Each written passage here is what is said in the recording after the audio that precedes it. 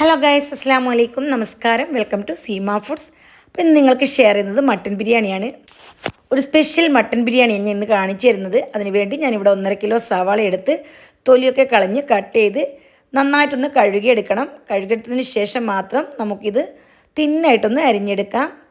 ഇവിടെ ഞാൻ സവാളയെല്ലാം നന്നായിട്ട് തിന്നായിട്ട് അരിഞ്ഞെടുക്കുന്നുണ്ട്. ഇനി സവാള നമുക്ക് നന്നായിട്ടൊന്ന് വഴറ്റിയെടുക്കണം.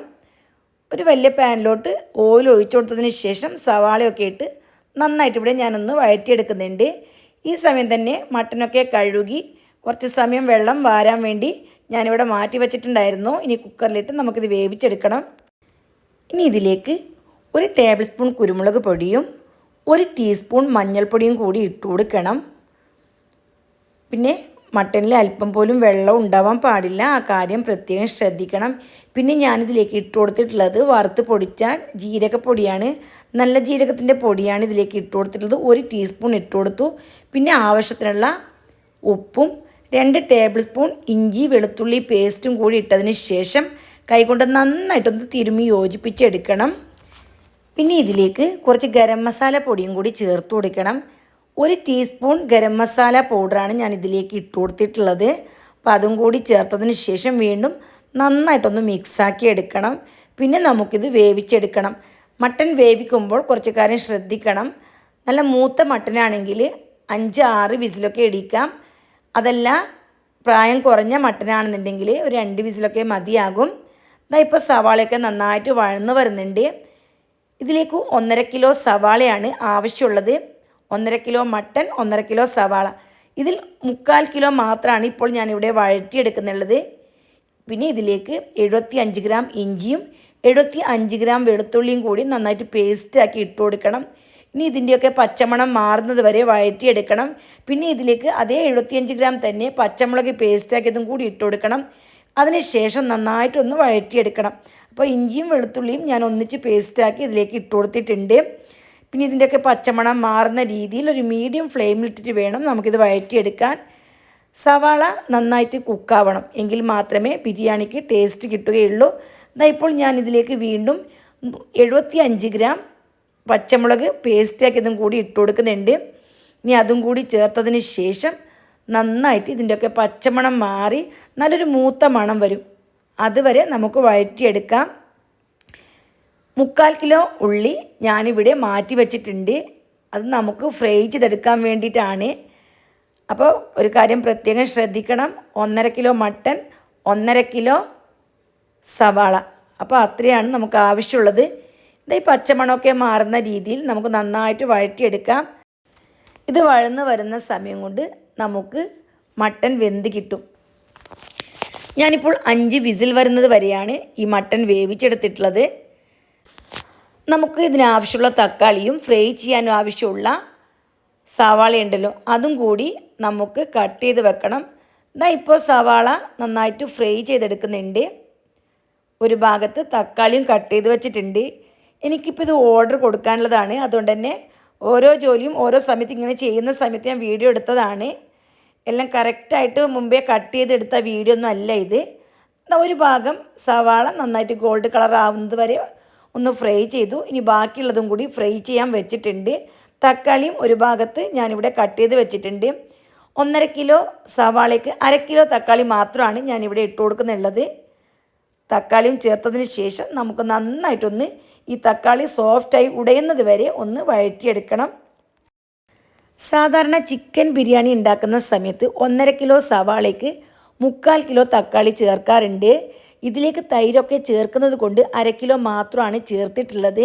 ഇനി നമുക്ക് ഇതിലേക്ക് ആവശ്യത്തിനുള്ള ഉപ്പ് ഇട്ട് കൊടുക്കണം. ഉപ്പിൻ്റെ പൊടിയാണ് ചേർത്ത് കൊടുത്തത്. പിന്നെ 1/2 ടേബിൾ സ്പൂൺ ഗരം മസാല പൗഡറും കൂടി ചേർത്ത് കൊടുക്കുന്നുണ്ട്. പിന്നെ ആവശ്യത്തിനുള്ള മഞ്ഞൾപ്പൊടി, ഇത്രയൊക്കെ ചേർത്ത് ഈ പൊടികളുടെയൊക്കെ പച്ചമണം മാറുന്ന രീതിയിൽ നന്നായിട്ട് തന്നെ ഒന്ന് വഴറ്റിയെടുക്കണം. പ്രത്യേകം ശ്രദ്ധിക്കണം, ബിരിയാണിക്ക് ടേസ്റ്റ് കിട്ടണമെന്നുണ്ടെങ്കിൽ ഓയിൽ അല്പം കൂടുതൽ തന്നെ ഒഴിച്ചു കൊടുക്കണം. പിന്നെ സവാളയും തക്കാളിയും ഒക്കെ നന്നായിട്ട് വഴന്ന് വരണം. നമ്മൾ ചേർത്ത സവാള ഉണ്ടല്ലോ അത് പകുതി ആവുന്നത് വരെ വഴറ്റിയെടുക്കണം. അങ്ങനെ ഉണ്ടാക്കിയാൽ നമുക്ക് മസാലയ്ക്ക് നല്ല ടേസ്റ്റ് കിട്ടും. പൊടികളൊക്കെ ചേർത്ത് നന്നായിട്ട് വഴറ്റി അല്പസമയം കൂടി മൂടി വെച്ച് വഴറ്റിയെടുക്കണം.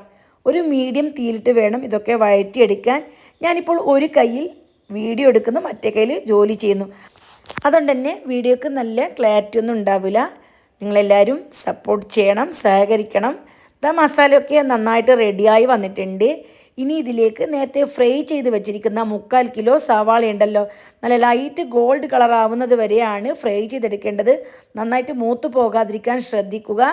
ഇനി ഈ മസാലയ്ക്ക് ഈ ഫ്രൈ ചെയ്ത് വെച്ചിരിക്കുന്ന സവാളയും കൂടി ഇട്ടതിന് ശേഷം വീണ്ടും നന്നായിട്ടൊന്ന് മിക്സാക്കി എടുക്കണം.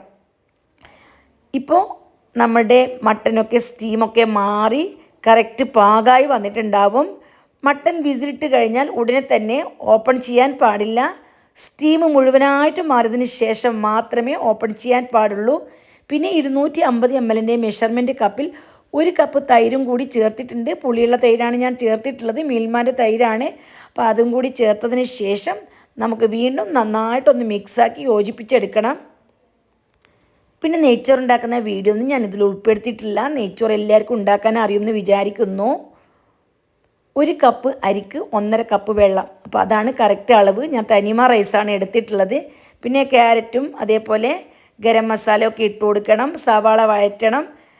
പിന്നെ വെള്ളം തിളച്ച് കഴിഞ്ഞാൽ കഴുകി വൃത്തിയാക്കുന്ന അരി ഇട്ട് കൊടുക്കണം. വീണ്ടും അരിയിട്ടതിന് ശേഷം നന്നായിട്ട് തിള വന്നാൽ ഫ്ലെയിം ലോയിലേക്ക് മാറ്റി 20 മിനിറ്റ് വേവിച്ചെടുത്താൽ മതി. അപ്പോൾ കറക്റ്റ് പാകമായിട്ട് നെയ്ച്ചോറ് കിട്ടും. ഇപ്പോൾ ഞാനിതിലേക്ക് വേവിച്ച് വെച്ചിരിക്കുന്ന മട്ടനും കൂടി ഇട്ട് കൊടുത്തു. ഇനി ഈ മട്ടനിലുള്ള വെള്ളമൊക്കെ നന്നായിട്ട് വറ്റുന്ന രീതിയിൽ ഒന്ന് വഴറ്റിയെടുക്കണം. ആദ്യത്തെ 5 മിനിറ്റ് ഫുൾ ഫ്ലെയിമിൽ വെച്ചിട്ട് മൂടി വെച്ച് ഒന്ന് വെള്ളം വറ്റിച്ചെടുക്കണം. ഇടയ്ക്കൊന്ന് ഇളക്കി കൊടുക്കണം. വീണ്ടും നന്നായിട്ട് തിള വന്നിട്ടുണ്ട്.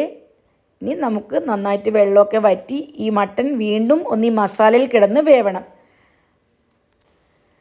5 മിനിറ്റ് കഴിഞ്ഞാൽ മൂടി വെച്ച് മീഡിയം തീയിലിട്ട് ഒരു 10-15 മിനിറ്റെങ്കിലും നന്നായിട്ടൊന്ന് വേവിച്ച് വറ്റിച്ചെടുക്കണം. ഇപ്പോൾ നന്നായി മസാല പാകമായി വന്നിട്ടുണ്ട്. ഈ സമയം ഇതിലേക്ക് ആവശ്യത്തിനുള്ള മല്ലിയില ഇട്ടതിന് ശേഷം നെയ്ച്ചോറ് ഇട്ട് കൊടുക്കണം. നെയ്ച്ചോറ് നന്നായിട്ട് എല്ലാ ഭാഗത്തും ഒരേപോലെ നിരത്തി കൊടുക്കണം.